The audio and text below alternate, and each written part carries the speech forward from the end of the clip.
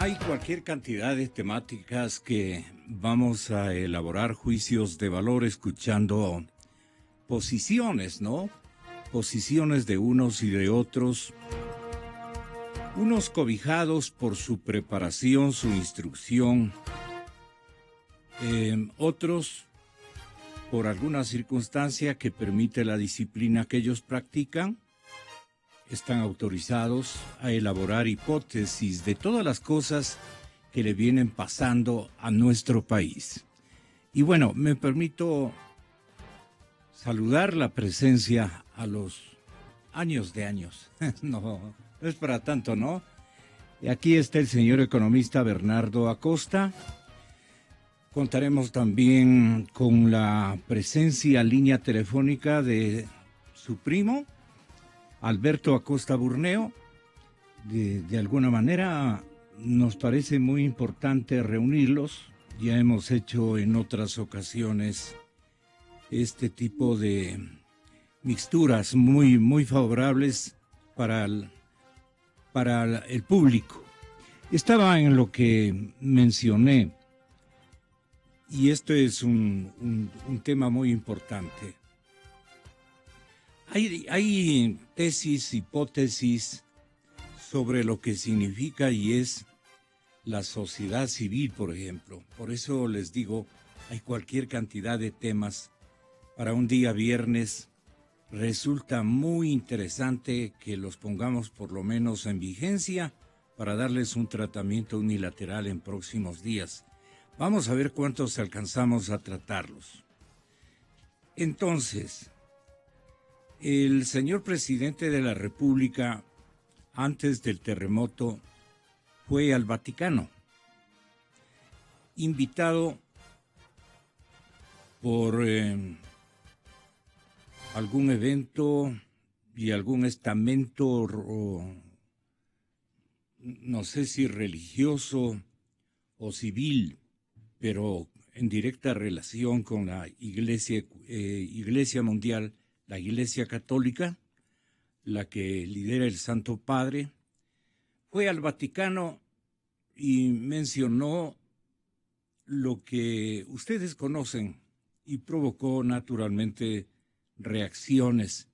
Pero cuando él criticó, o por lo menos puso a la gente de este cónclave, de esta disertación o de esta lectura académica del papel que juega en el mundo contemporáneo la sociedad civil en cada estado, las sociedades civiles de cada estado, refirió a que la sociedad civil era una coalición ciudadana un tanto peligrosa. Sí. Rafael Correa, francamente, formuló una advertencia sobre esto que para muchos es una ONG y bueno, nosotros pensamos que es el pensamiento civil en el Vaticano, algo por el estilo. Es un foro, o fue un foro internacional, cuya temática eran las transformaciones del trabajo en los últimos 25 años. Y allí el presidente Correa llamó a tener mucho cuidado. Tengan cuidado con la sociedad civil y con la definición, les dijo, de la sociedad civil, porque podría ser peligrosa en democracia. Aquí un doctor Ollarte, un constitucionalista de esa formación, nos quedaría importantísimo, y lo vamos a cualquier constitucionalista. Les molesto con esto de entrada porque me parece que es una controversia muy interesante.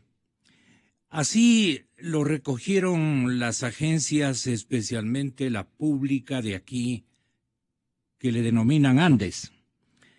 Andes dice a propósito del discurso del presidente: nosotros pensamos que durante esa conferencia, por los 25 años de la encíclica, que se realizó en la Pontificia Academia de Ciencias Sociales en Ciudad del Vaticano. Ahí dijeron, hay un presidente en Latinoamérica que conoce de esto. Y lo invitaron. Digo que se aficionaron de nuestro presidente, de ninguno más, sino de él. Así lo recogió la agencia pública Andes a propósito del discurso que él ofreció precisamente durante esta conferencia. Aquí se ha hablado, dijo el presidente, de la importancia de la sociedad civil, y ustedes tienen que tener muchísimo cuidado. Aquí se ha dicho que la sociedad civil tiene una importante participación. Yo les digo, hay que tener mucho cuidado con aquello. Depende cómo se define el Estado. O sea, algunas veces cuando me hablan ciertos opositores de que nosotros somos representantes de la sociedad civil, yo me pregunto, ¿representante quién soy? De los marcianos entonces, por haber ganado una elección. Depende cómo definamos el Estado. El Estado se puede definir como la representación institucionalizada de la sociedad, por medio del cual esa sociedad realiza su acción colectiva. ¿Y cómo se decide esa acción colectiva? Por medio de procesos políticos, por eso es lo importante de la política. Que puede haber exageraciones del Estado, como la anunció Juan Pablo II en su encíclica Centésimos Annus, por supuesto, pero la solución no necesariamente es menos Estado, sino más democracia, más control democrático. Esa es otra cosa, porque a mí sí me preocupa cuando se quiere reemplazar al Estado y a la política con una definición ambigua de sociedad civil. Es en este mundo que vivimos hay cerveza sin alcohol, tabaco sin nicotina, café sin cafeína y quieren tener política sin políticos, ¿no? Entonces sí me preocupa un poquito eso, porque para mí no hay nada más peligroso para la democracia que actores políticos sin responsabilidad política. Y es una cosa que está sufriendo América Latina. Exa FM. Sí me preocupa un poquito, dice el señor presidente, porque para mí no hay nada más peligroso para la democracia que actores políticos sin responsabilidad política. Entiendo que el teléfono del doctor Ollarte se cortó. Estamos al aire, correcto. Doctor, buenos días.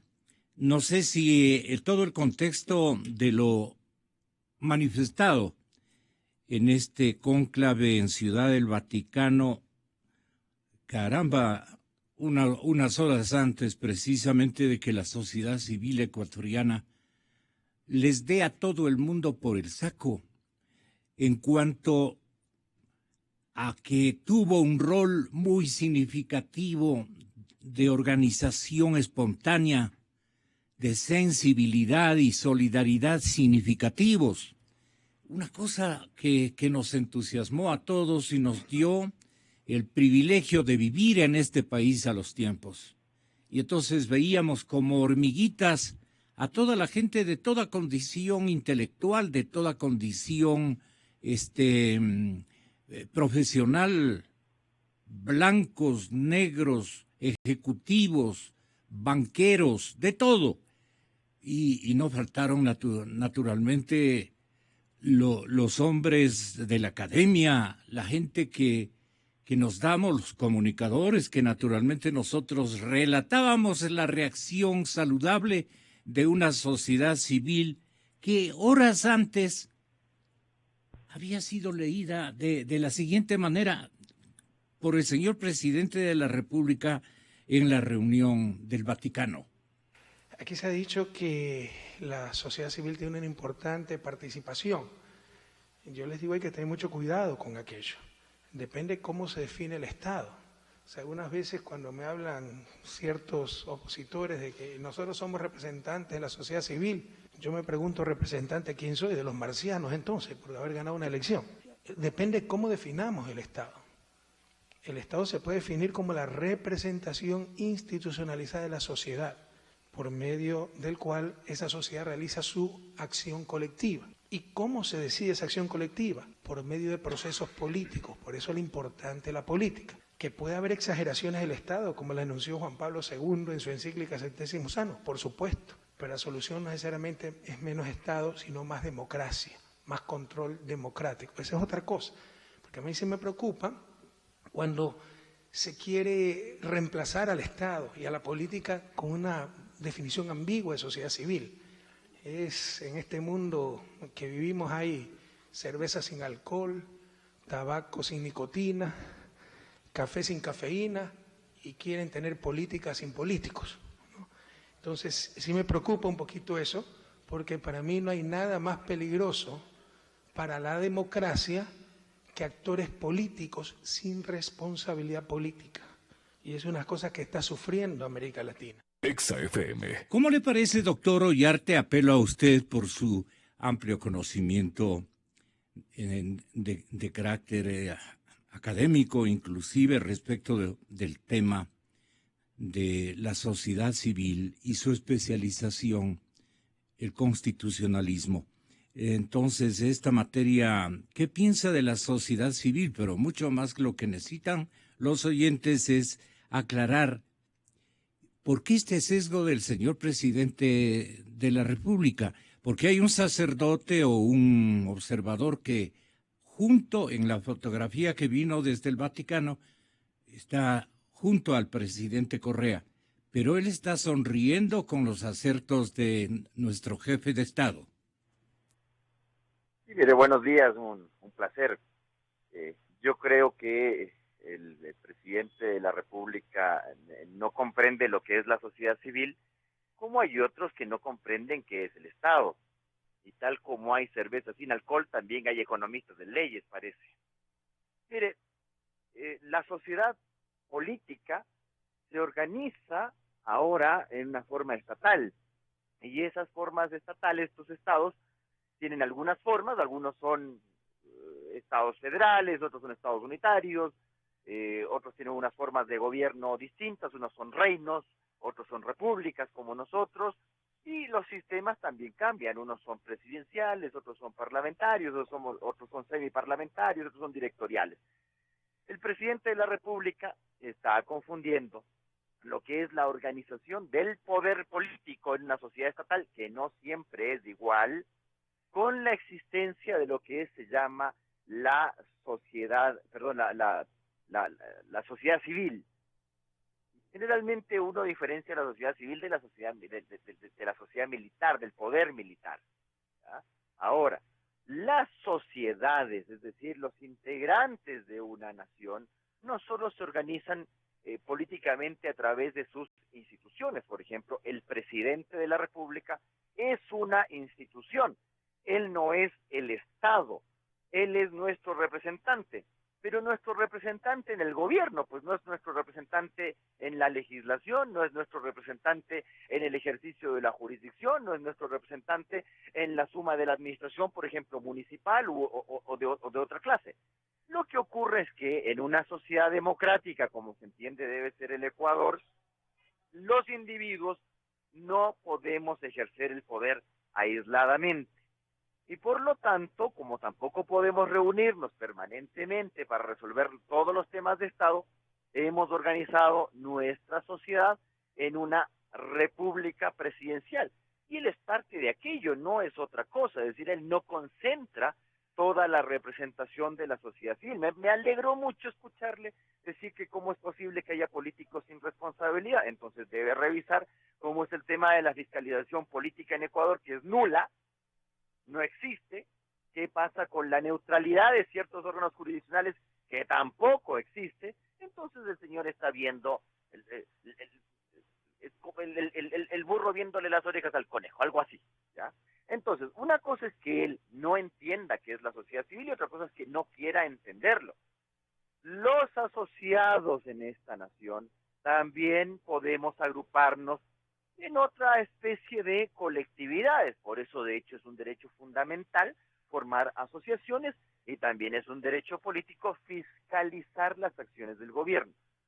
Cuando le escucho al presidente de la República parecería que él no quiere ser fiscalizado y lo que él quiere es controlar a la sociedad, lo cual no tiene nada de democrático, sino todo lo contrario. No sé a quién estará leyendo o cómo habrá leído.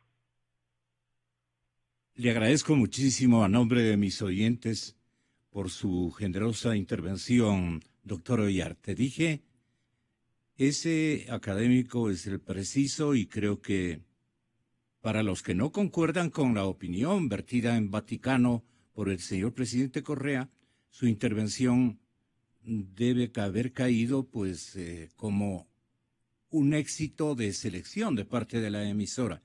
Era el invitado correcto. Ojalá alguna vez hubiera un extenso debate sobre estos temas para que de cuerpo entero conozcamos el pensamiento filosófico, político, económico del señor presidente de la República. Él y su homólogo boliviano Evo Morales fueron los únicos presidentes latinoamericanos o del mundo, me parece, los únicos gobernantes que fueron invitados a este evento, según confirmó la agencia France Press. Entonces, la fuente informó que el tema central era sobre las transformaciones en el trabajo desde la presentación de la encíclica elaborada por Juan Pablo II. Y también dijo que el Papa Francisco se excusó por tener un viaje al día siguiente.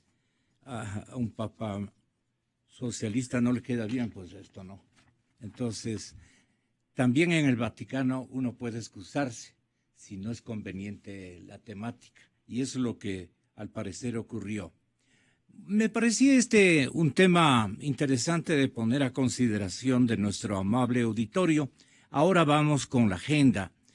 Está aquí el maestro Pablo Dávalos, el señor economista don Bernardo Acosta, que estos últimos tiempos ha permanecido en el exterior, cumpliendo algunas actividades siempre de carácter académico, quiero entender.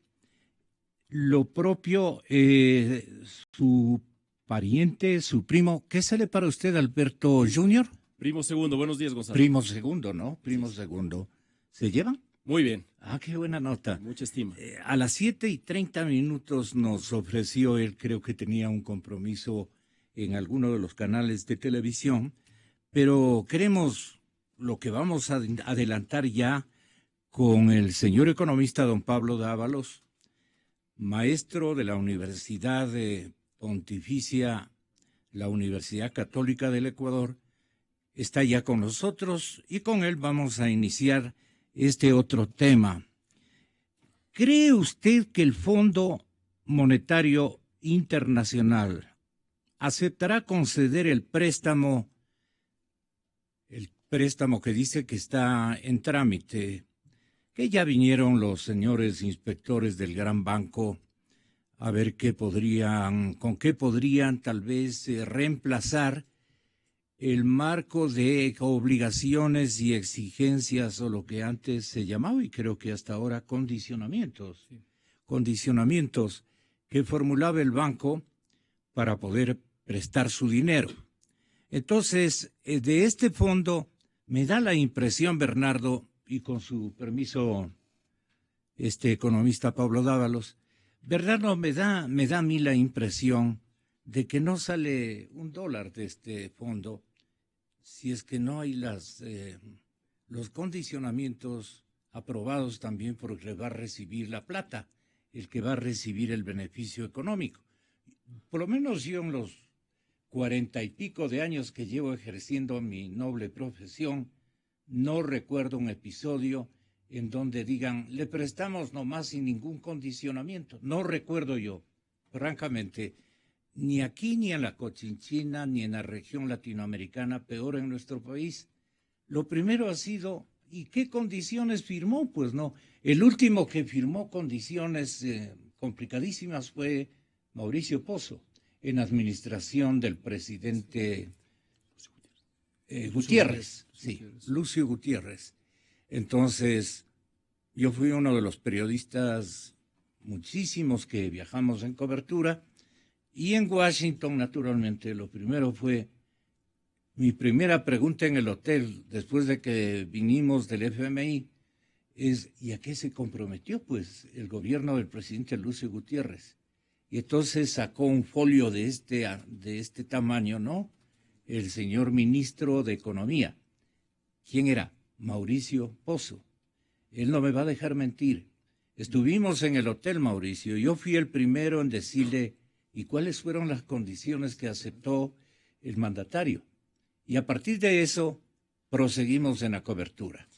Entonces, ¿usted cree que ahora le van a decir, por tratarse de usted, señor presidente Correa, no le vamos a poner ningún condicionamiento? Usted nos pagará en el tiempo que hemos aprobado simultáneamente y nada más. Podría haberse dado también porque había una especie de desespero de la administración Obama y del Fondo Monetario Internacional y también del Banco Mundial de traerlo o volverlo al redil al presidente ecuatoriano. Entonces también puede haberse facilitado.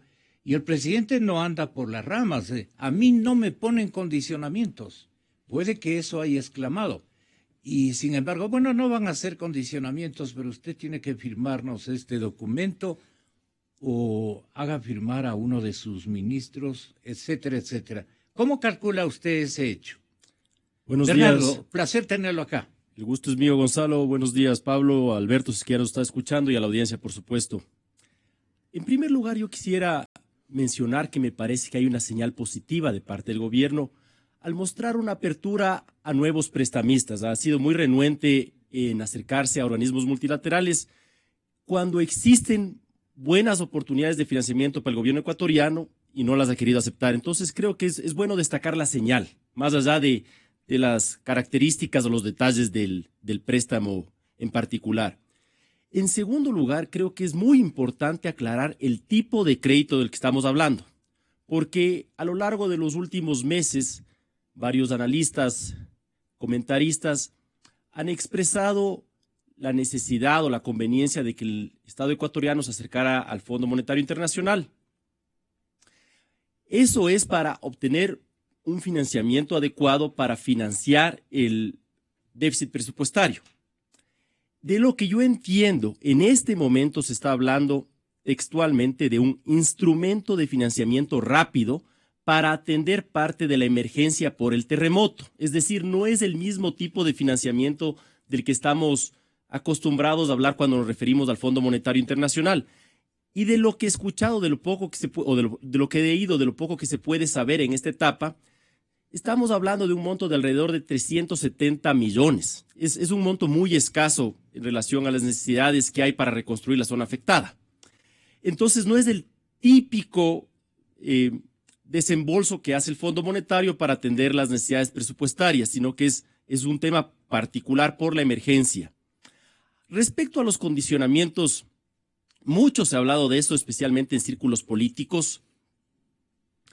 Y el gobierno dice, por ejemplo, que la China le presta significativos recursos sin ponerle condicionamientos.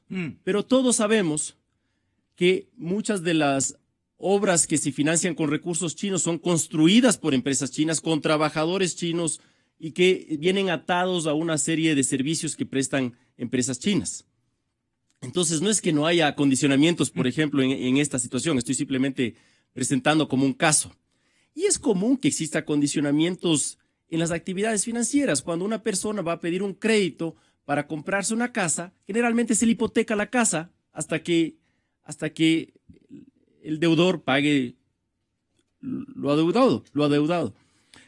Ahora, es curioso y creo que es importante que tengamos esto presente, que el gobierno ecuatoriano a lo largo de los últimos meses ha venido implementando una serie de medidas que coinciden con las clásicas medidas que propone el Fondo Monetario Internacional. ¿Qué es lo que suele recomendar o, si es que algunos quieren demandar, el Fondo Monetario para hacer un desembolso o para que venga de acuerdo a un desembolso? Estos clásicos condicionamientos es que haya equilibrio en las finanzas públicas. Lo que demanda es equilibrar las finanzas públicas. Y para ello, generalmente, lo que se necesita es o recortar gastos y, de alguna manera, incrementar los ingresos. El gobierno ecuatoriano ha realizado algunas reformas tributarias para incrementar los ingresos, ha reducido subsidios. Por ejemplo, el año pasado se reducieron subsidios a la industria en el sector energético. Y de cierta manera se ha visto obligado a recortar parte del dispendio público al que ha venido acostumbrado durante los últimos 8 años. El 9º año, digamos, ya tuvo que hacer un recorte. Y esto genera sospechas, por supuesto, porque si es que en algún momento hubiera un acercamiento al fondo, puede decir, nosotros no aceptamos ninguna imposición, pero ya de cierta manera ya se encaminaron en la riel de esas reformas. Exactamente. Ahora, insisto, de lo que estamos hablando puntualmente es de un financiamiento escaso, sumamente modesto, insuficiente para las necesidades, con motivo específico del terremoto, de lo que se conoce, pero me parece valiosa la señal, porque el hecho de que el gobierno ecuatoriano se acerque a organismos multilaterales después de haber expresado muchos reparos al respecto, creo que está demostrando una apertura y creo que es sumamente importante que todos estemos conscientes de que no es que no hay fuentes de financiamiento para el Ecuador. El Estado ecuatoriano tiene fuentes de financiamiento externo, sino que el gobierno no ha tenido la voluntad política de acercarse a los organismos que nos pueden financiar. Y ha sido, quiero entender, un asunto de tenacidad ideológica. Naturalmente. Para el presidente Correa, ¿no es cierto? Él tiene un guionista o un apuntador, como usted quiera mejor expresarlo o entenderlo, estimado amigo oyente y distinguidos invitados, en la Secretaría de Planificación, por ejemplo, ¿no? Entonces ahí hay una especie de supervigilancia ideológica o algo por el estilo. Y hay otros actores también. Los propios opositores que le han seguido, como decimos, le han seguido la pata al señor presidente de la República y han estado esperando un desvío. No sé si Pablo Dávalos sea uno de ellos y esté contentísimo de que haya caído en la tentación del Fondo Monetario Internacional, que para muchos ecuatorianos, me incluyo, además Bernardo también creo que nos acaba de manifestar su total acuerdo con que el presidente se abra a recibir los beneficios que reciben todos, desde Rusia para abajo, ¿no? Cuando ha requerido así un asunto bastante significativo. Hoy vamos a recibir del fondo, y creo que con el Banco Mundial, que siempre trabajan, no más de 600 millones de dólares. Eso, como dice Bernardo Acosta, es muy insignificante para lo que necesita el Ecuador. Sí. Pero si él, Pablo, está ya dando este primer paso, quiere decir que después de un disimulé por la cantidad, pero después ya podrá ser objeto de mejores beneficios crediticios, para ponerle de esa manera. Pablito. Un buen día, Gonzalo, un buen día, Bienvenido. Bernardo, y un saludo a todas las personas que nos están escuchando. Con respecto al Fondo Monetario, recordemos que este fue un argumento clave con el cual el presidente criticó a la partidocracia y construyó toda su retórica y su ideología con respecto al pasado. Él quiso hacer una ruptura entre el proyecto político de la Revolución Ciudadana y el pasado, habida cuenta de que el pasado era responsable de la crisis de 1999-2000, la pérdida de la moneda nacional, la migración de los ecuatorianos y la pobreza. A ese pasado el presidente lo acusó de neoliberal y construyó una imagen sobre ese neoliberalismo en el Banco Mundial y el Fondo Monetario como los responsables. No solo eso, sino que acusó a los anteriores ministros de Economía y ahora críticos al actual gobierno de haber hipotecado la soberanía nacional, de haber entregado al Fondo Monetario la conducción económica y de no haber generado un mínimo margen de libertad con respecto a estas instituciones de crédito. Entonces, la cuestión del Fondo Monetario Internacional no es una cuestión menor, es uno de los ejes fundamentales en la construcción del proyecto político de la Revolución Ciudadana. Negociar con el Fondo Monetario significa simplemente romper con uno de los discursos más fuertes de la Revolución Ciudadana, con uno de los argumentos más importantes. No es una cuestión de recursos. Que él manejó, por supuesto, con la fuerza que el archivo de la cadena Democracia lo puede hacer entender a todo el mundo. Evitaremos que el Fondo Monetario Internacional reedite la relación de asimetría que le ha permitido imponer condiciones a nuestros países, lo que será inevitable si se deja que la recapitalización propuesta por el G20 no esté acompañada de un cambio total en la gobernanza de esa entidad. Muy lejos a la decencia que debería tener el Fondo Monetario Internacional, al mea culpa que debería ser por ser uno de los causantes de la crisis. Es necesario cambiar la gobernanza del Fondo Monetario Internacional. En principio, yo diría, es mejor eliminarlo. Ya ha hecho demasiado daño. El Fondo Monetario y el Banco Mundial fueron creados para estabilizar la demanda mundial y han sido los principales factores de desestabilización de esa demanda con sus programas de ajuste, etcétera, ¿verdad? Con sus políticas procíclicas. Gracias a Dios las cosas van bastante bien en Ecuador. Hemos manejado, modestia aparte, de forma adecuada la economía. Tenemos capacidad de ahorro, tenemos el coeficiente inversión PIB más alto de la región. Eso podría ser riesgoso si estuviera aumentando el coeficiente de deuda PIB, es decir, nos estuviéramos endeudando para invertir, y eso es pan para hoy, hambre para mañana. Y gracias a Dios, desde que yo soy presidente, no se parece por aquí un burócrata del Fondo Monetario, y si quiere venir de turista, bienvenido. Si quiere venir con ínfulas de emperador, por el mismo avión lo regresamos. Hemos sido muy malos alumnos del Fondo Monetario Internacional y nos ha ido requete bien, compañero. Exa FM. Esto es lo que decía en diferentes oportunidades, pero yo le hago una constatación. Exactamente. El presidente piensa igual que usted, pues, o pensaba igual que usted. Exactamente. El presidente puede decir, yo sigo pensando así. Claro. Lo que acaban ustedes de escuchar, yo sigo sustentando que es parte de mi pensamiento que está vigente. Lo que ocurre, lo que ocurre es que a mí no me han puesto condicionamientos.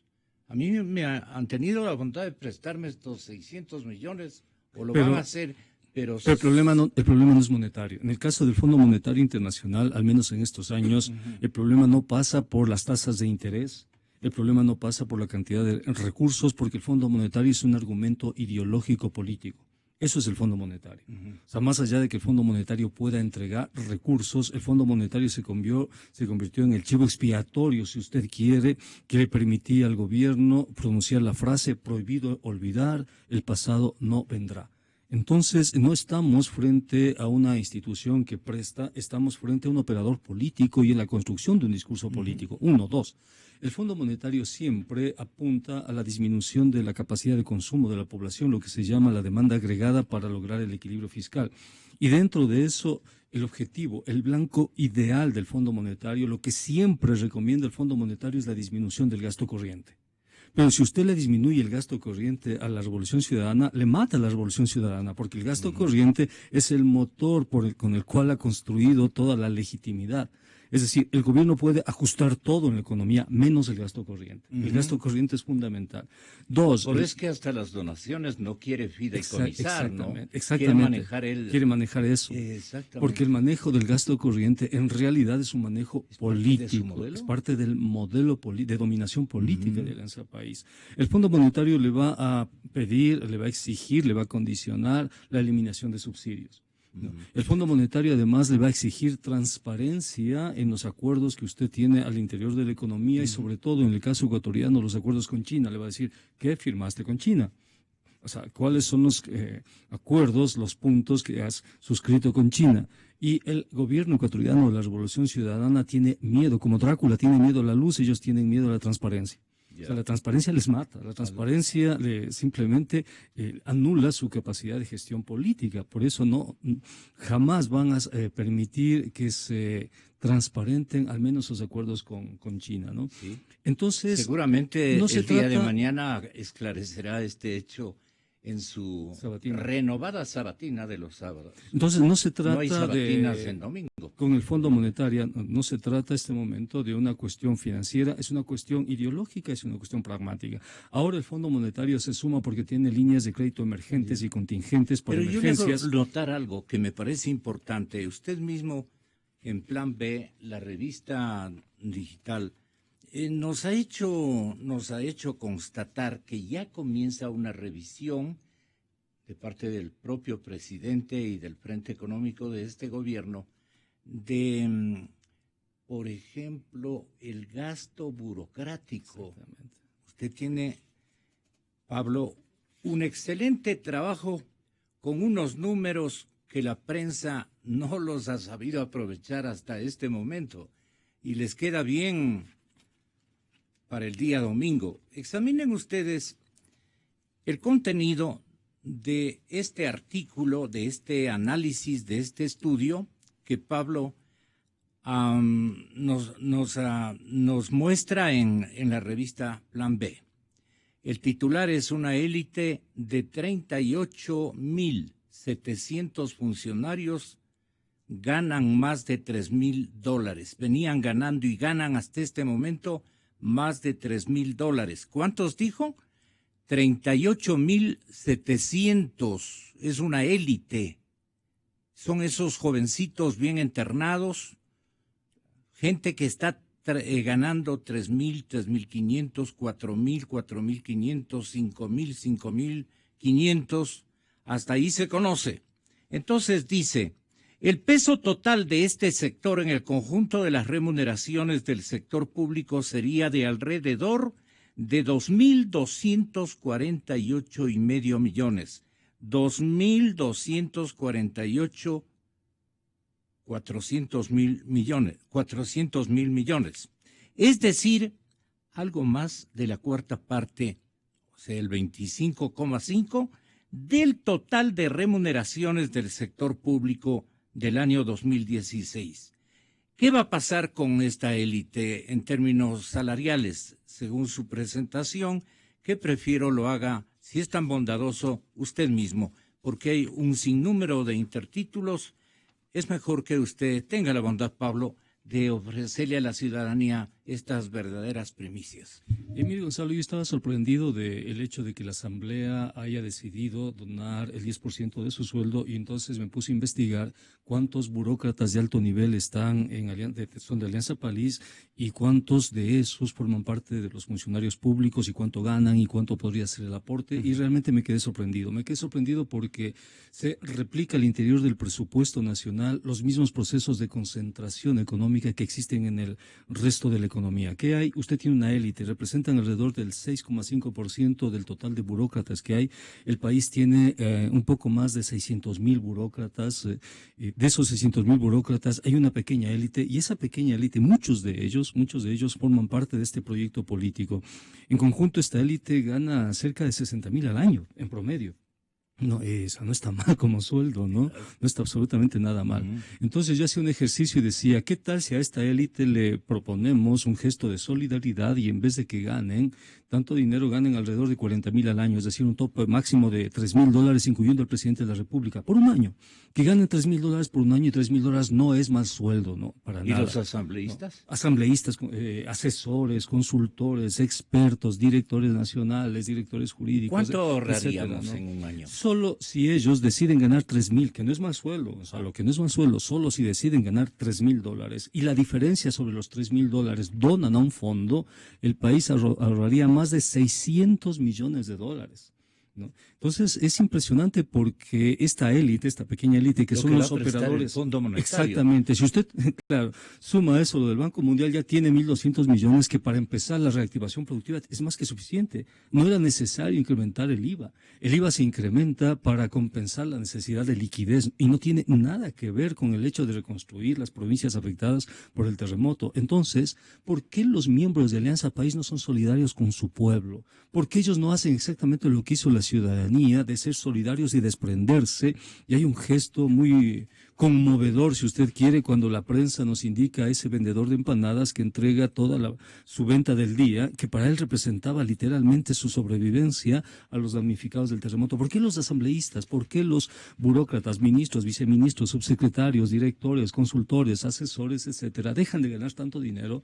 3,000 no es mal dinero, donan lo que está por encima de los 3,000 y tendríamos no menos de $600 millones, ¿no? Ese sería un gesto de solidaridad de este partido político, Alianza País. Pero yo estaba viendo una cosa interesante, y es cómo el gasto corriente crece de alrededor de 3,000 millones a más de 9,900 millones desde el 2007 al 2015, ¿no? ¿En qué? En sueldos y salarios. En sueldos y salarios. Repítales en sueldos de y salarios. De hace 9 años. Cuando acá. Rafael Correa recibió el gobierno, el Estado ecuatoriano gastaba alrededor de 3,600 millones en sueldos y salarios para la burocracia. No. En el año 2015 El dato registrado era de 9.900 millones en sueldos y salarios.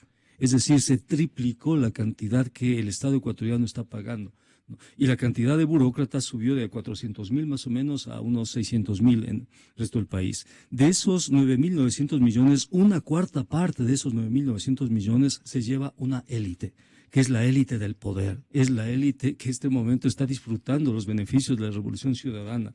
No es la gran masa de burócratas, porque la gran masa de burócratas no gana tan bien, ganan poco, ¿no? Es esta élite la que se lleva la parte de león, si usted quiere, y es esta élite la que se convierte en los operadores políticos de la revolución ciudadana. Son los asambleístas, los asesores de los asambleístas, son los ministros, viceministros, subsecretarios, directores, consultores, expertos, etcétera, que todo el tiempo hablan, que suscriben, apoyan y forman el entramado. Porque recuerde usted, Gonzalo, que este partido no era absolutamente nada en el año 2006. No había partido político. Este partido político se constituye con el Estado y con los fondos que entregamos los ecuatorianos, con los recursos públicos, se constituye como partido. Petrolero. Pero exacto, quedó pues. de película. Entonces utilizaron esos recursos para hacer el partido, y eso no es ético, pues. Un partido político tiene que formarse en función de las convicciones de la gente, no en función de los intereses particulares de nadie. ¿Y qué tenemos? Tenemos la confluencia de intereses particulares, donde muchos tecnócratas, jóvenes y demás, cuando salen al mercado laboral, encuentran la puerta de acceso al mercado laboral, el partido político, adscriben al partido político, pero por pura conveniencia. Y ganan bien, Gonzalo, ganan bastante bien. Así veo. Forman parte de esta élite. Entre todos los 38.000 gastan 2.248 millones de dólares según su sumatoria. Eso es más que el presupuesto en salud. Vea usted, ¿no? O sea, la burocracia lleva más dinero la que élite, todo. no la burocracia, la élite de los operadores. Esta élite, ¿no? Esta élite se lleva marca país, cinco veces más que el presupuesto en agricultura. Fíjese usted las distorsiones de la economía. Por eso usted tiene ahí mucha gente que... 5 veces más. Claro. En la agricultura son más o menos 430 millones, ¿no? Y ellos ganan 5 veces más. Es una élite. No estamos hablando de los médicos, los policías, los maestros, que en cambio son la parte que está sujeta a controles disciplinarios, que está sujeta a malos tratos por parte del gobierno, a clientelismo político por parte del gobierno. No, estamos hablando de una élite que, si el país se desprende de esa élite, no pasa nada, Gonzalo. Son la cantidad enorme de las, tenemos, por ejemplo, la Superintendencia de Control de Poder de Mercado, la Superintendencia de la Imagen del Ejecutivo. Verá, le voy a dar una lista que me trajo ayer. Me parece que el partido avanza. Las instituciones que están de más. 6 ministerios coordinadores. Están de más. No hacen nada, dijo el ex aliado, el señor Ramiro González, el economista Ramiro González. Pero es un documento en el que se mencionan medidas de racionalización de la estructura estatal. Y aquí va con lo suyo, dice, dentro de la burocracia operante en el Estado existen 47 ministerios y secretarías, 63 viceministerios, 63, dijo 221 subsecretarías, dijo hay que eliminar los 6 ministerios coordinadores, de la producción, empleo y competitividad, de desarrollo social, de conocimiento, de talento humano, de la política económica, de sectores estratégicos, de coordinación de seguridad, cuyas funciones son ineficientes y deben ser absorbidas por los ministerios correspondientes como era antes, pues, ¿no? Y entonces aquí hay una serie de instituciones que están de más. Secretaría Técnica de Prevención de Asentamientos Humanos Irregulares. Para que se queden pensando, voy a hacer unas pausas. Eliminar la empresa pública de parques urbanos y espacios públicos. Desde ahí es el cambio de los parques. Qué lindos parques tenemos en todo el territorio. Eliminar de manera inmediata el llamado Instituto Nacional de la Meritocracia. Imagínense ustedes. ¿Quién es el ministro de la meritocracia? O la ministra. Lo peor es que más bien de la vergüenza prefieren el anonimato. Créame que así funciona la cosa. Eliminar de manera inmediata la empresa pública de fármacos, en Farma. Decía González que ayer que no, en Farma no ha hecho no ha descubierto, no ha elaborado ni siquiera un finalín con otro nombre. Así dijo, ¿no? Eliminar el llamado Instituto Espacial Ecuatoriano, de aquí al lado. Mandamos naves al exterior antes que cualquier nación latinoamericana. No al exterior, al universo. Al universo, digo, pero al exterior, ¿no? Eliminar empresa pública importadora EPI. Eliminar 63 viceministerios. La fusión de ministerios para conformar el de Educación, Deporte y Cultura. La fusión de ministerios para conformar Industrias, Comercio Exterior y Turismo. La fusión de ministerios y secretarías. Señor presidente, yo estoy leyendo lo que plantea Avanza.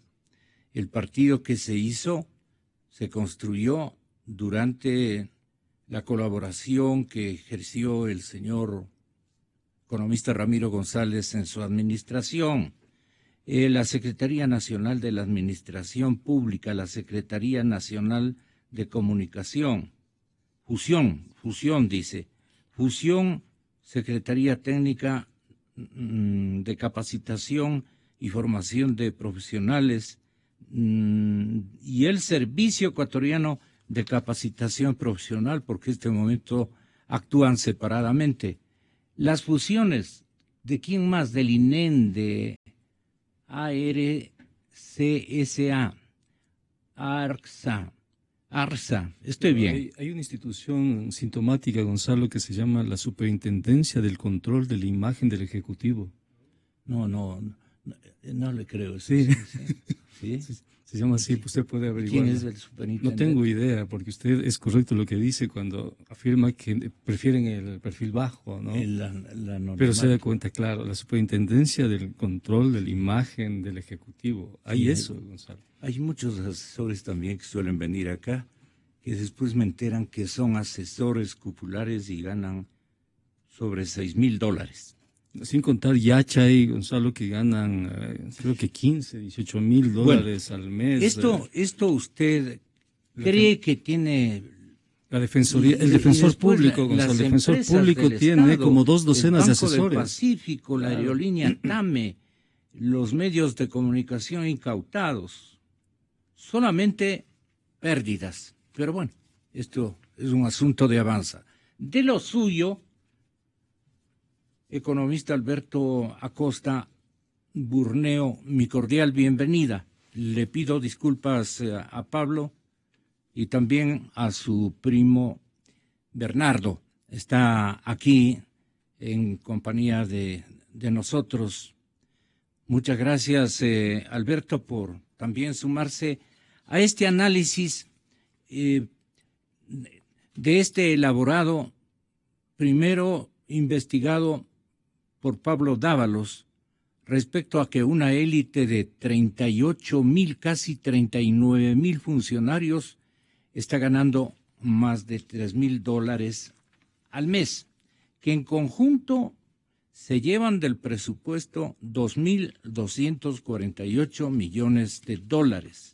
Y estábamos dando lectura a la cantidad de instituciones que, según el señor presidente, con buena fe, él pensaba que iba a tener un país, pero maravilloso, con ese cuadro administrativo, ¿no? Muy ampliado, otorgando responsabilidades que no creo que tenga a ese nivel. He comparado con Rusia y con la Unión Americana, y ni siquiera se puede comparar.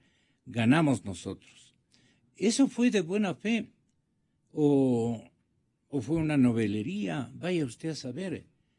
Pero la novelería en el buen sentido de la palabra, por hacer bien las cosas, por darle un timbre de modernidad, de una eficiencia y de unos niveles de que todo está controlado, de que todo va bien, de que, como dicen, al centavo controlado la nación. Pero no ha sido así, pues nos han estado prácticamente lucrando y el resultado no es de lo mejor. Estamos hablando con franqueza. Entonces, esto va a cambiar el señor presidente. Se ha dado cuenta que es un error. Quiero entender que va a cambiar. El presidente no quiere ceder ninguna de las atribuciones, Albertito, que tiene en el manejo presupuestario, especialmente ahora con ocasión de lo que podría acontecer, ya debió haber acontecido, gracias a la presión de la sociedad civil.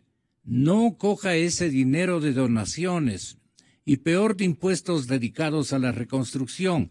Se los va a gastar y hay que tratarlos con mucha delicadeza. De lo contrario, el instante en que el pueblo se dé cuenta, ahí sí le va a sacar tarjeta no sé de qué color. Va a ser un engaño. Entonces, ¿usted con qué contribuiría, digamos, no solo aparte del diagnóstico de esta situación burocrática, su costo y su real utilidad? ¿En dónde más podríamos nosotros ahorrar dinero para reorganizar al país y no clavarle impuesto y desquitarse con los bolsillos de los más pobres, ¿no? De la gente de clase media? Eso, algún momento la gente se va a sublevar. El hecho de que le estén golpeando en la cabeza con tanto impuesto ha sido causa, históricamente hablando, de revoluciones. La gente se ha indignado y ha salido a las calles. Eso me parece que es un sano consejo a que tenga la bondad de revisar el presidente. ¿Qué le parece a usted? Alberto Acosta Burneo, le repito, aquí está el primo Bernardo. Albertito. Muy buenos días, Gonzalo, Bernardo, Pablo. Bueno, definitivamente, para entender qué es lo que está sucediendo, vemos que en esta década, ya casi una década, coincidieron dos temas importantes. Por un lado, una bonanza, sobre todo petrolera, de los precios de los commodities, y una filosofía de que más Estado era mejor.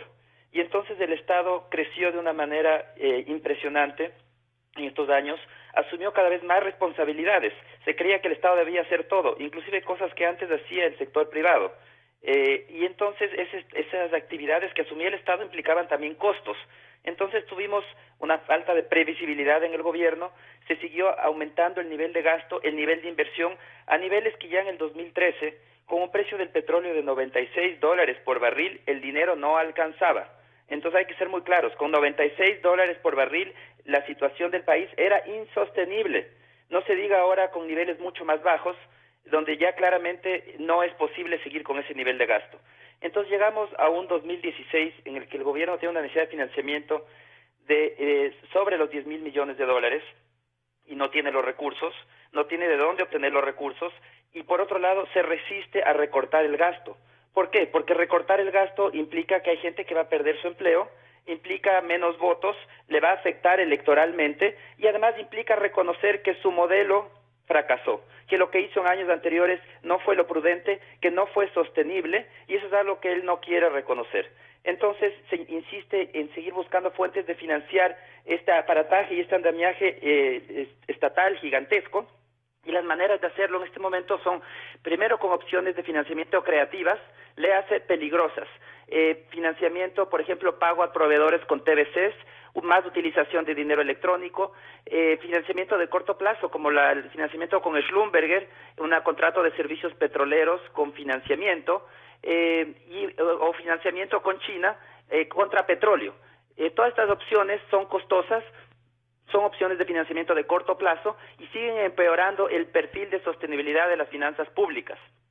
La segunda opción que busca el gobierno es seguir sacando impuestos de la población, porque vemos además que en estos casi 10 años la única receta que ha aplicado de manera consistente es más impuestos. Cuando cae el precio del petróleo, más impuestos. Cuando sube el precio del petróleo, más impuestos.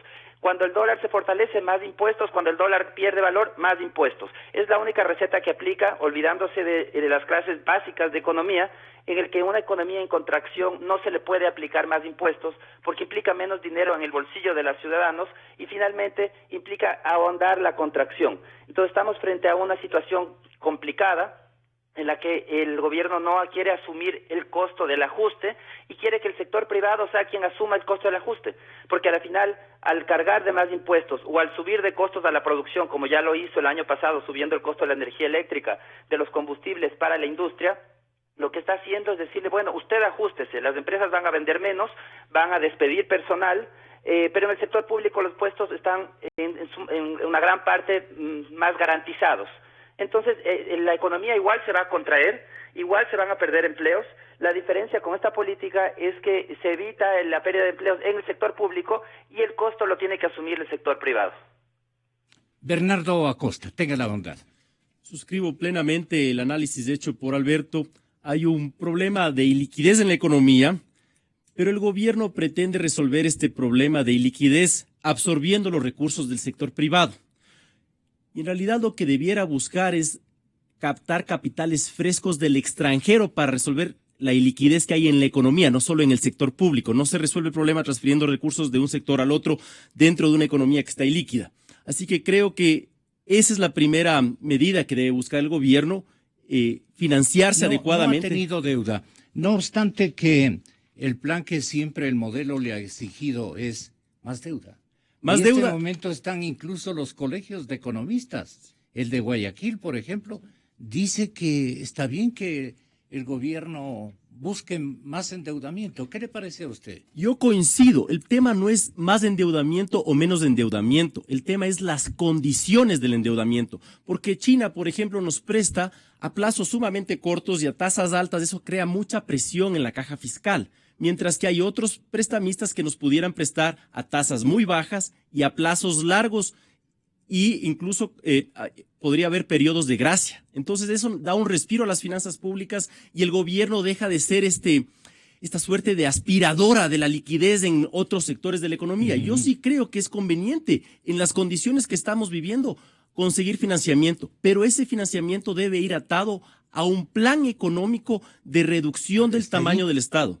El Estado pasó alrededor del 20% del PIB al 44% del PIB, se sobredimensionó y hay que volver a una relación tamaño del Estado, tamaño de la economía que sea sostenible en el tiempo, de manera programada, y eso creo que es uno de los puntos más importantes en la actualidad, un plan económico que elabore el gobierno y que comunique el gobierno, que nos dé algunas pautas y que fije ciertas metas con políticas públicas claras para llegar a esas metas, con indicadores claros para evaluar esas metas y que marque una hoja de ruta en el que todo el mundo sepa hacia dónde estamos remando, porque en la actualidad, ¿qué es lo que tenemos? En febrero una reforma tributaria para supuestamente flexibilizar el mercado laboral, en marzo una reforma laboral en febrero, en marzo una reforma tributaria, en abril otra reforma tributaria. ¿Qué nos viene en mayo?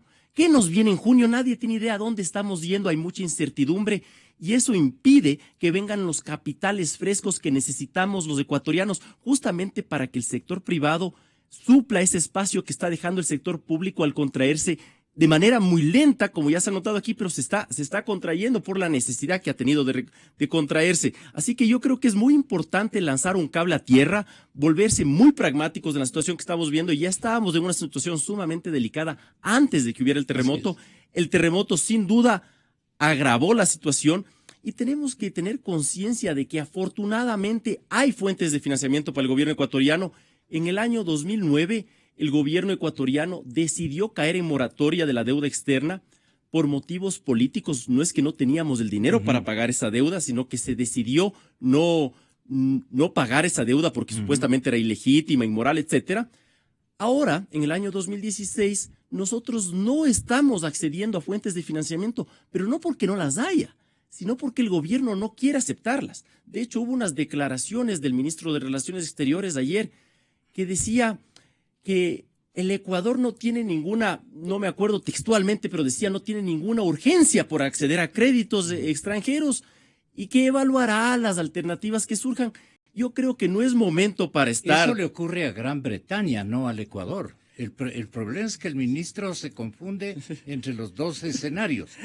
Como todos sabemos, las relaciones internacionales en general se deben sustentar sobre la base de los intereses de los pueblos, no sobre motivaciones ideológicas ni retórica. Así que definitivamente necesitamos el Ecuador como economía, la economía ecuatoriana, no estoy hablando exclusivamente del Estado, capitales frescos para suplir esta deficiencia de liquidez que tenemos en la economía actualmente. Y creo que es momento para estructurar un plan económico claro y que sea debidamente comunicado para implementar ciertas medidas creativas. Pablo ha mencionado hoy mismo una que me parece muy interesante, que haya solidaridad de parte y parte. Y hay gente en el sector público que puede realmente, que las condiciones les permiten ser solidarios, y creo que incluso pensando en voz alta, les podría dar un empujón en el ámbito político, porque demostrarían que son personas que no solidarias. Están de acuerdo. Y por otra parte, creo que es momento de dejarnos de divisiones y de tanta política confrontativa, exactamente, de tanta polarización, dada la emergencia que estamos viviendo. Es momento de aunar fuerzas y de mirar al futuro. Sí, ya se han cometido ciertos errores, cierto es, pero hay salida y creo que tenemos que estar conscientes de eso y buscar las soluciones. Hay una coincidencia con el clamor que se ve especialmente en los estamentos empresariales, economista Pablo Dávalos. En los estamentos empresariales, sus dirigentes, especialmente los de Guayaquil, que es gente ideológicamente seguramente no compatible con muchos de los actores que en democracia existen, pero es gente muy bien preparada, muy bien predispuesta, con ideas pragmáticas igualmente y con visiones distintas a lo que fue materia prima de censura que le benefició al presidente de la República. Esos cuadros ya no existen, pero no, el presidente se refiere a ellos como que estuviéramos en los años 80 o 90. Ya no hay eso. Pero bueno, escuché a Pablo Arosemena respecto a las necesidades que tienen los sectores empresariales de aclarar este panorama. Yo le quiero preguntar anticipadamente a usted, economista Dávalos, que tenga la bondad de mencionar la máquina de succionar dinero de los bolsillos de los contribuyentes y de quitar de los planes de desarrollo de las miles de empresas ecuatorianas que quieren aportar también a solucionar el conflicto de desequilibrio fiscal que tenemos. Pero dicen, déjenme trabajar y respeten mis recursos. Esto es para la empresa privada, no es para el gobierno, no es para la burocracia. El presidente, en cambio, cuida su potencial reelección y dice, sin este ejército de colaboradores, yo puedo perder la elección. Entonces los tengo que mantener y con sonrisa abierta. Entonces, ahí está digamos, el cruce que no nos convence ni un lado ni otro. Pero, ¿cómo apareció esta succionadora de recursos? ¿Usted le puede graficar a la audiencia? Sí, efectivamente, Gonzalo, tenemos un minutito, economista Arosemena, mil perdones. Tenemos este momento una propuesta de impuestos. Se va a incrementar en 2 puntos el impuesto al IVA y es muy probable que, digamos, un ciudadano paga $10 por impuesto al IVA. Es muy probable que esos $10, $2 vayan para esta élite de funcionarios que ganan más de $3,000 al mes. Es decir, vamos a seguir alimentando esta maquinaria. ¿Por qué? Porque estamos en el ciclo político de la economía, porque no estamos aquí en el debate nacional viendo los problemas fundamentales de la economía. No estamos considerando que O sea, más allá de la crisis que tenemos, la sociedad ecuatoriana tiene problemas muy fuertes en su estructura económica. Somos un país primario, exportador, no somos una economía que genere valor agregado, somos un país con mucho desempleo, desempleo abierto, desempleo encubierto. Apenas el 40% de la población económicamente activa tiene empleo. La mayor parte de los empleos son empleos que ganan menos de 500, 600 dólares al mes. Es decir, no tenemos una capacidad de mercado interno al interior de la economía ecuatoriana. Tenemos una carga impositiva muy fuerte, sobre todo que golpea a los más pequeños, a los más pobres, con un gobierno que dice proteger a los más pobres. Hay que cambiar esa estructura tributaria, hay que disminuir el IVA, no incrementar el IVA.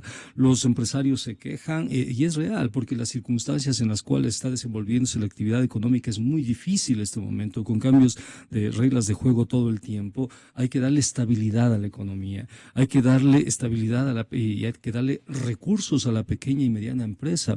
Un sector que es fundamental en nuestra economía son los pequeños y medianos empresarios que no tienen acceso a crédito, no tienen acceso a capacitación, que sus puentes de financiamiento en este momento están cortadas, que su mercado también está cortado. En consecuencia, necesitamos poner los temas reales del debate en la mesa. Es injusto desperdiciar este tiempo en todo lo que hace o dice el presidente, porque la sociedad ecuatoriana quiere saber cómo se va a resolver el empleo, quiere saber cómo se va a detener el costo de la canasta básica. Tómele esta foto al sector empresarial. Pablo tiene una importante reunión y nos pide que tenga la bondad, a través de su asistente, de darle paso a la intervención que nos va a ilustrar el pensamiento y la visión que tienen a esta hora del partido los sectores empresariales. Pablo Arosemena es presidente de la Cámara de Comercio de la ciudad de Guayaquil. Usted tiene el discurso oportuno en este momento. ¿Cómo está esa visión y esa esperanza o expectativa de ustedes? ¿Demolida? ¿Preocupante? Señor Arosemena, bienvenido, buenos días. Buenos días, Gonzalo. Un saludo para usted, para todos sus radioescuchas y también para los compañeros del panel, para Bernardo y para el tocayo, para Pablo Dávalos, los que estaba escuchando con atención y suscribo el diagnóstico que él plantea.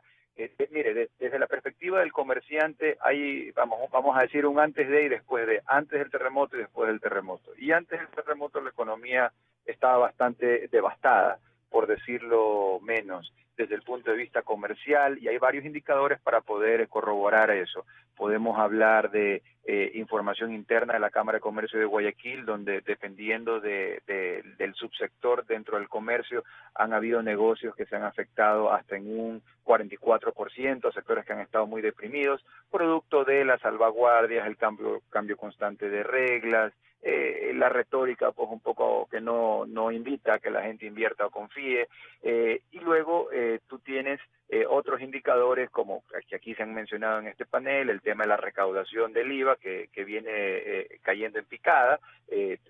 La cifra del primer trimestre de este año muestra una caída, el valor agregado total de toda la recaudación, y si lo desagregas para ver el detalle del IVA, pues puedes ver también, y el IVA de las operaciones internas es un buen indicador, es una manera de llevarle el pulso al comercio, ves cómo eso también ha caído de manera considerable, 18-20%. Entonces, todo esto antes del terremoto. El terremoto viene de alguna manera a agudizar el problema en las zonas más afectadas, definitivamente Manaví y Esmeraldas, pero yo le puedo hablar que no solo ahí, porque inclusive hubieron problemas, han habido edificios que se han afectado, comercios que cerraron, inclusive hasta acá en Guayaquil, en los días posteriores al terremoto. Entonces tienes una situación donde había un problema, el problema se agrava por un desastre natural y luego vienen las soluciones. El problema con las soluciones que está planteando el gobierno es que son soluciones que nos llevan de retro, ¿no? O sea, estamos yendo de retro. Lo que hoy ellos plantean es acelerar a fondo, pero llevándonos de retro. Lo que nosotros planteamos es meter cambio hacia adelante, o sea, cambiar la marcha, tenemos que ir para adelante. ¿Qué significa ir para adelante? Bueno, si usted habla con los comerciantes, y aquí hablo no solo por los de Guayaquil, sino los que están agremiados en las distintas cámaras de la Federación Nacional de Cámaras de Comercio del Ecuador, que son más de 90, todos le podrán dar fe y testimonio que nadie quiere que le carguen más impuestos, que el comercio está hasta el pelo de los impuestos. Ya el comercio no da más. Lo que hacen los impuestos es restarle capital de trabajo al comerciante, le hacen un hueco en el bolsillo al consumidor porque la plata no le alcanza. le encarece la vida. Se afecta toda la cadena productiva. A veces dice, bueno, este es un impuesto que solo va a afectar a un par de multimillonarios. Bueno, primero que eso no es así. Los distintos impuestos que ahora estamos discutiendo, ya sea el incremento del ICE a las bebidas gaseosas, azucaradas, cervezas, etcétera, sea el incremento del ICE a las empresas que utilizan telefonía celular fija, datos, voz, internet, cualquiera de estos incrementos de impuestos al consumo especial encarecen las operaciones y lo termina pagando el consumidor. Nosotros llamamos la atención del nervio del comercio, que son la cadena de tenderos, los tenderos, y hemos hecho un cálculo bastante conservador, diría yo, trabajando de la mano con las tiendas, donde aproximadamente 12.000 tenderos estarían en riesgo. Estamos hablando de más de 40.000 personas, porque las ventas de los tenderos, en más de la mitad de las ventas de un tendero tienen que ver con cola, cervezas, bebidas azucaradas, jugos, este tipo de cosas que ahora estarían grabadas. Muchas gracias, Pablo. Lo que quería es solamente hacerle caer en cuenta que perdonen por decirlo así, con la hecha de a buenas de parte de la Administración Correa al Fondo Monetario Internacional, le va a dar calificaciones o le va a dar otro género de expectativa en los mercados.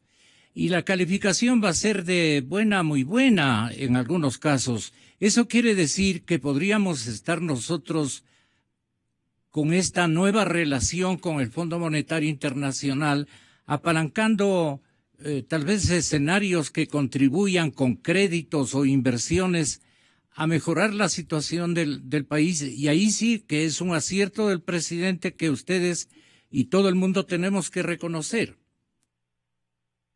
Mire, yo pienso que el FMI es una suerte de autor, digamos, de las finanzas públicas globales.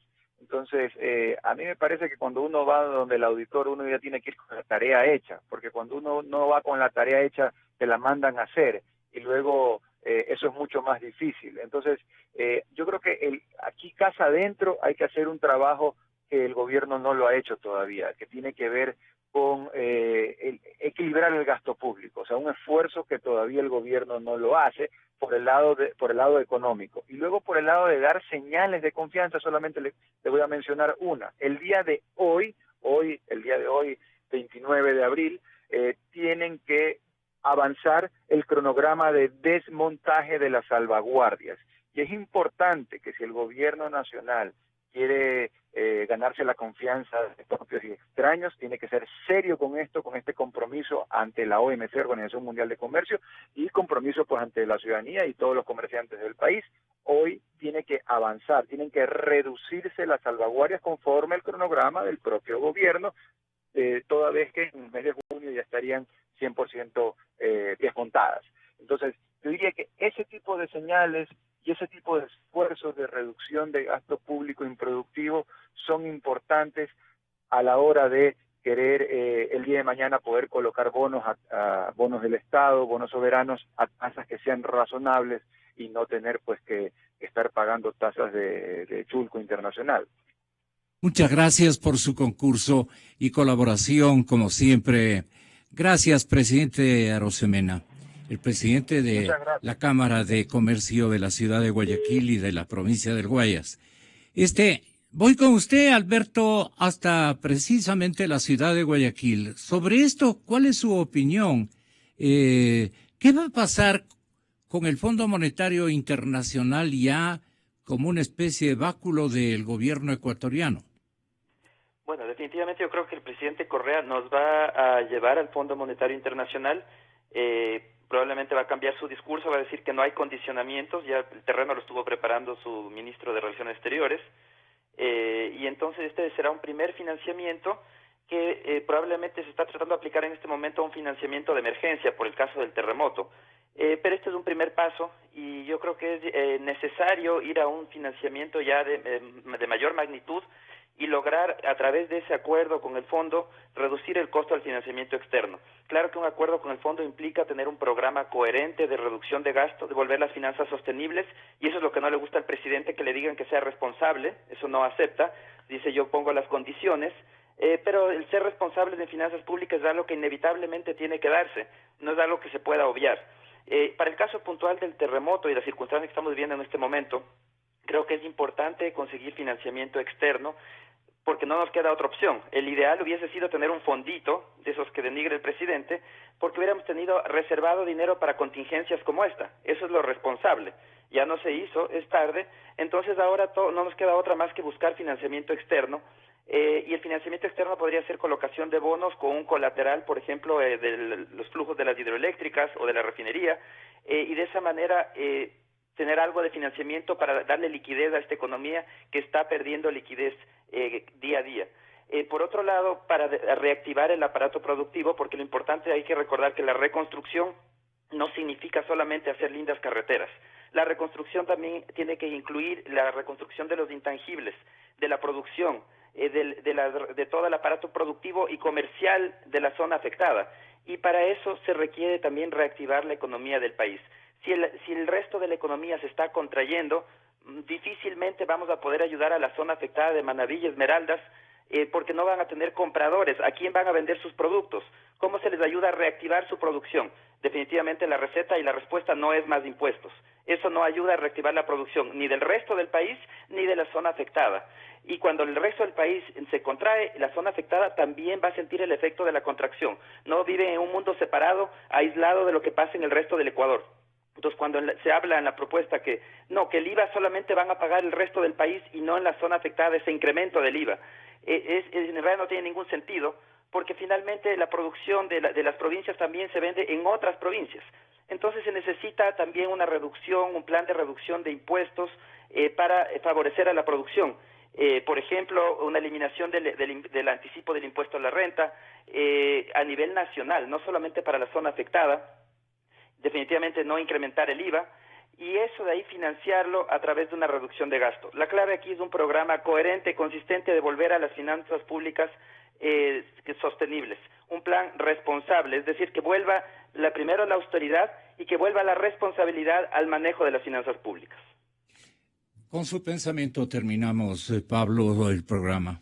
Insisto, Gonzalo, en el hecho de que necesitamos poner sobre el tapete de discusión los temas estructurales de la economía. Hemos visto que la posición de Alianza País con respecto al Fondo Monetario es absolutamente ideológica y este momento está cambiando esa posición ideológica por un pragmatismo. Le van a mentir al país diciéndole que no hay condicionamientos, diciendo que son responsables de la misma manera que le mintieron al país, diciéndole que el incremento del IVA es para recuperar las provincias devastadas por el terremoto. Necesitamos como ciudadanía cobrar conciencia de eso y necesitamos asimismo tomar decisiones. En ese sentido, aplaudo lo que ha hecho la ciudadanía el día de ayer de clausurar esas entidades que son absolutamente inútiles. Respaldo esa decisión que ha hecho la ciudadanía de Quito. Las Me redes parece, han hecho, sí, una iniciativa. De las redes han en un hecho... rato deberíamos conversar con ellos aquí en estos micrófonos, ¿no? ¿Usted los conoce? Usted les conoce, pues usted les ha invitado aquí. Pero están en las redes, sí. Sería cuestión de invitarlos. Usted sí ¿no? les conoce. Sí. A ver si me hace caer en cuenta para sí, invitarlos. Sí, para ver qué están pensando en el futuro, porque por ahí están las salidas. Son salidas democráticas, son salidas ciudadanas, que este momento la sociedad ecuatoriana necesita justamente eso: diálogo, transparencia, democracia, comprensión y sobre todo generar horizontes por fuera de todo autoritarismo, ¿no? Hay mucho dinero, Bernardo. Se mencionaba, por ejemplo, que solo cobrando los seguros que me parece, han monopolizado unas 2, 3 empresas, sí, fundamentalmente Seguro Sucre. Entonces, ahí dicen que nos hacían cuentas mínimo unos 500 a 600 millones de dólares, increíble. Y así hay pocos 300, pocos 400, sume todo, y todo eso en un envoltorio que va a manejar exclusivamente el régimen. Yo pienso que sí tenía el señor presidente la posibilidad de dejar que el fondo de los ciudadanos, de la sociedad civil, de los empresarios, de las aportaciones internacionales, de la generosidad y solidaridad del mundo, debía manejar un organismo especializado. ¿Usted qué opina? Desde luego, y más aún se puede recibir muchas más recaudaciones si es que se hace un digamos, presupuesto aparte, no llamémosle fideicomiso, porque les asusta esa palabra, no sé por qué, llamémosle un presupuesto aparte para la reconstrucción. ¿Cuántas entidades internacionales, no solo personas e instituciones ecuatorianas, van a estar dispuestas a aportar a ese fondo, a ese presupuesto? Oiga, Gonzalo, yo voy a hacer un comentario. El presidente solía referir de manera despectiva, sin razón, porque los contadores no tienen por qué ser mal vistos, más bien son sumamente importantes en el tejido social y productivo del país, pero decía que estos señores no son economistas, son contadores. Y a mí me luce que el gobierno nacional, principalmente los actores y responsables de la política económica, están actuando en este momento como contadores. ¿Me explico? Están pensando ¿Les cayó un boomerang? Están pensando cómo hacen para financiar el presupuesto del Estado y se olvidan del resto de la economía. Creo que hay que pensar en este momento como economistas. ¿Cómo hacemos para enfrentar el problema de iliquidez que adolece la economía ecuatoriana? Y de la contracción. Y de la contracción y la emergencia que tenemos. Y eso de ninguna manera se va a resolver transfiriendo recursos de un sector al otro de la economía, los que sean, cuando la economía ya está ahí. No es un juego de bolsillos lo que nos va a dar solucionando Imagínese, el problema. comparando de enero a marzo del 2015 con enero a marzo del 2016, el IVA se contrajo en 13%, el ISD en 16% y el impuesto a la renta en 9%. Son magnitudes importantísimas. Si a eso le incrementan los impuestos, la contracción va a ser aún mayor, como ya mencionó la subdirectora del Servicio de Rentas Internas, de manera que la solución no va por ahí. Creo que hay espacio para adquirir financiamiento adecuado y es el momento de hacerlo, es el momento de enfrentar una emergencia económica y una emergencia ocasionada por un desastre natural, y creo que eso se lo puede lograr de manera fácil si es que existe la voluntad política. Tal vez en el curso de este programa se dijo algo desmesurado. No sé, ¿qué consideren desmesurado? Me invento este momento. ¿Por qué? Porque a día seguido me están dando cadenas y cadenas. Ahorita vamos a otra cadena. Ya me palanqueo la otra. Digo, tal vez ahora se les fue la mano a ustedes en algo o al preguntador.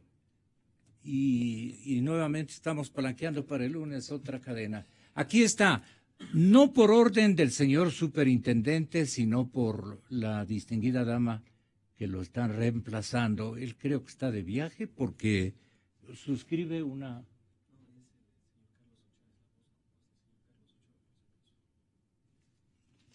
A ver, veamos qué... Ah, con razón. Que si él está interviniendo, entonces naturalmente quiere que sea otra la persona que suscribe esta especie de, no sé, se trate de una sanción o un derecho de réplica. Vamos a escucharle. El señor, la superintendencia, ¿no? ¿Quién es la que piden? ¿No tienen aquí el documento? El documento era importante, pues. ¿O ustedes actúan sin documento? Aquí está, exactamente. Supercom, Gonzalo Rosero. Y nos envía Gabriela Molina, coordinadora general de Imagen y Comunicación, delegada del Superintendente de la Información y Comunicación. Gracias, Gabriela. Pasamos a escucharle al superintendente, así me dice. Réplica de la Supercom. La labor del periodismo, del verdadero periodismo, es informar. Aseverar que la actual ley de comunicación impide informar en casos de tragedia, como se dijo en esta emisora, evidencia el total desconocimiento de ella. Más allá de la actual tragedia que vive el país, la ley no condiciona que exista una versión oficial para emitir información. Lo que destaca, y no solo para situaciones de riesgo, es que la información que se emita debe ser verificada, es decir, real, oportuna, es decir, al momento, contextualizada, es decir, acorde a los hechos, contrastada, es decir, que se analicen las diferentes versiones.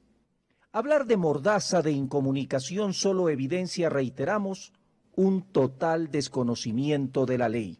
Siempre se ha dicho, no ahora, siempre, que en situaciones de emergencia o cuando existe un estado de excepción por fenómenos naturales, los únicos parámetros que se deben observar es acudir a las fuentes oficiales, no para coartar la libertad de expresión, no para impedir la difusión de la tragedia, sino para tener información que permita coordinar labores de rescate, impedir el pánico, en suma, precautelar la vida de las personas. La falta de información durante las primeras horas de la tragedia de ninguna manera se puede atribuir a la ley de comunicación. La responsabilidad está en los propios medios que no estuvieron preparados para responder de manera inmediata a una tragedia que desbordó su propia organización. Un tema que habrá que discutir en su momento cuando la emergencia concluya. El no asumir las propias responsabilidades y, lo que es peor, endilgárselas a un tercero, solo hará que los errores se repitan cuando se requiera nuevamente información oportuna e inmediata. Supercom, Superintendencia de la Información y Comunicación.